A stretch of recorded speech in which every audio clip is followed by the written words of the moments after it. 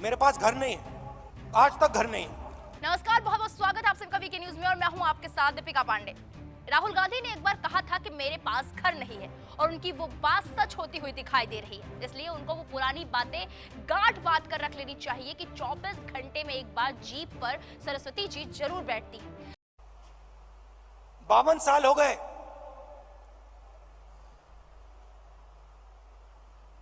मेरे पास घर नहीं है, आज तक घर नहीं है। और हमारे परिवार का जो घर है वो इलाहाबाद में है, वो भी हमारा घर नहीं है। दरअसल लगातार 4 बार के सांसद रहे राहुल गांधी अब पूर्व सांसद हो गए हैं, लिहाजा उन्हें सांसद के तौर पर मिला बंगला खाली करना है और वो उसके लिए राजी भी हो गए हैं। लेकिन सबसे बड़ा सवाल ये है कि अब राहुल रहेंगे कहां, क्योंकि उनके पास अपना कोई घर नहीं है। अब हम इस सवाल का ही जवाब तलाशने की कोशिश करेंगे। इसके साथ ही ये भी बताएंगे कि 1977 में जब इंदिरा गांधी लोकसभा का चुनाव हार गई थी तो उन्हें भी बंगला खाली करना पड़ा था। तब उनके पास भी कोई घर नहीं था तो वो कहां रह रही थी।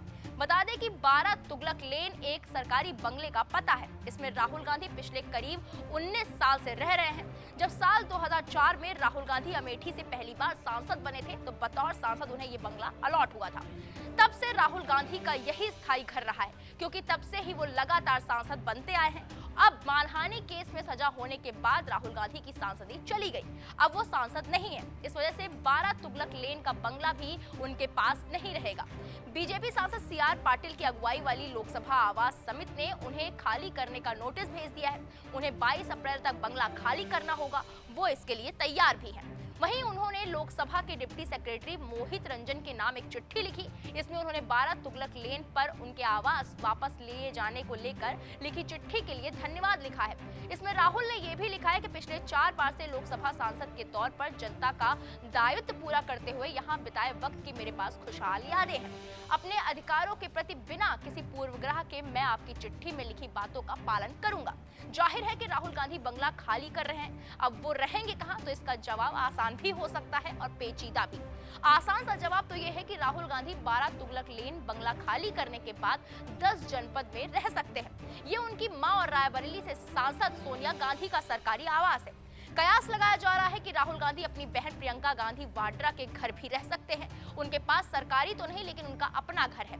बाकी देश में फिलहाल कांग्रेस के 51 लोकसभा सांसद हैं और 31 राज्यसभा सांसद हैं। ऐसे में वो इनमें से किसी के घर भी रह सकते हैं।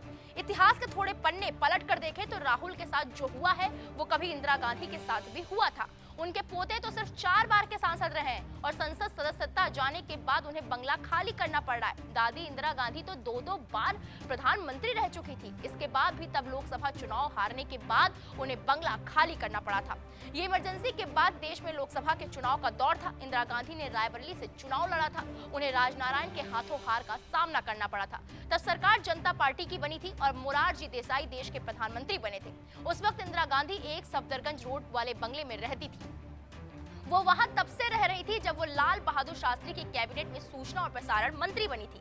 कैबिनेट मंत्री की हैसियत से उन्हें वो बंगला मिला था। प्रधानमंत्री बनने के बाद भी इंदिरा ने उसी बंगले में रहना चुना, क्योंकि तब तक वो बंगला और उसका पता देश की सत्ता का प्रतीक बन चुका था। हालांकि प्रधानमंत्री की हैसियत से उन्हें 11 अकबर रोड का भी बंगला मिला था ताकि वो वहां पर अपना दफ्तर बना सके। पूर्व प्रधानमंत्री चंद्रशेखर अपनी जीवन जैसा जिया में लिखते हैं, मैं इंदिरा गांधी से मिला, वो बेहद परेशान थी, उनको अपने परिवार की चिंता थी। कहने लगी कि बहुत परेशान है। लोग आकर बताते हैं कि संजय गांधी को जलील किया जाएगा, दिल्ली में घुमाया जाएगा, मुझे मकान नहीं मिलेगा, हमारी सुरक्षा खत्म कर दी जाएगी। मैंने इंदिरा गांधी को आश्वासन दिया कि ऐसा कुछ नहीं होगा और फिर प्रधानमंत्री मोरारजी देसाई के पास पहुंच गए।